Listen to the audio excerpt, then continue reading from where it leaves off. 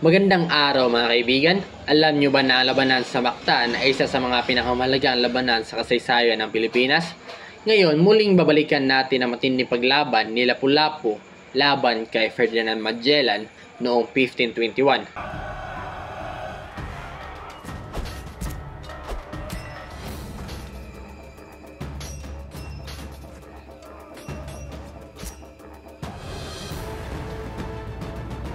Bago iyan ay may tanong ako. Ano nga ba ang dahilan ng pagsalakay ni Magellan sa Mindanao? Yan ang pag-uusapan natin ngayon.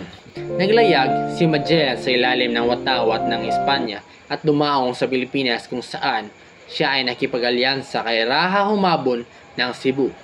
Ang pagsalakay ni Ferdinand Magellan sa Mactan ay may malalim na ugat sa kanyang misyon para sa Espanya, ang pagpapalawak ng teritoryo, pagpapalaganap ng Kristyanismo at pagtatag ng kontrol sa kalakalan ng mga pampalasa sa Asya. Ngunit si Lapu-Lapu dato na Mactan ay tumanggi magpasakop. Isipin nyo ito, ang mga sundalo ni Magellan ay may baril at baluti.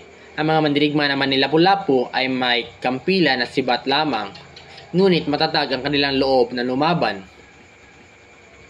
Noong April 27, 1521, pinangunahan ni Magellan ang kanyang hukbo papunta sa dalampasigan, ngunit ang mababaw na tubig ay nagpababagal sa kanila. Samantala, ang mga mandirigma ni Lapu-Lapu ay mabilis, sanay at kabisado ang lupain. Maling inakala ni Magellan ang kakayahan ng mga mandirigma na Mactan. Ang kanyang mga baril ay walang silbi sa malapitang labanan. Nahirapan ang kanyang hukbo at sa huli siya ay bumagsak. Sa kabila ng kanyang determinasyon, hindi niya inasahan ang matinding paglaban ng mga mandirigma ni Lapu-Lapu na nagresulta sa kanyang pagkamatay sa labanan. Ang labanan sa Mactan ay naging simbolo ng unang matagumpay na paglaban ng mga Pilipino laban sa pananakop.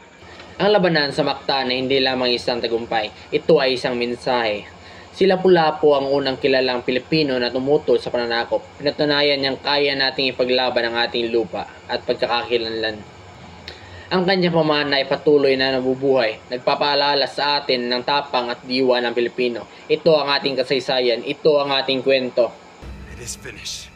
The glory of Spain ends here, in Mactan.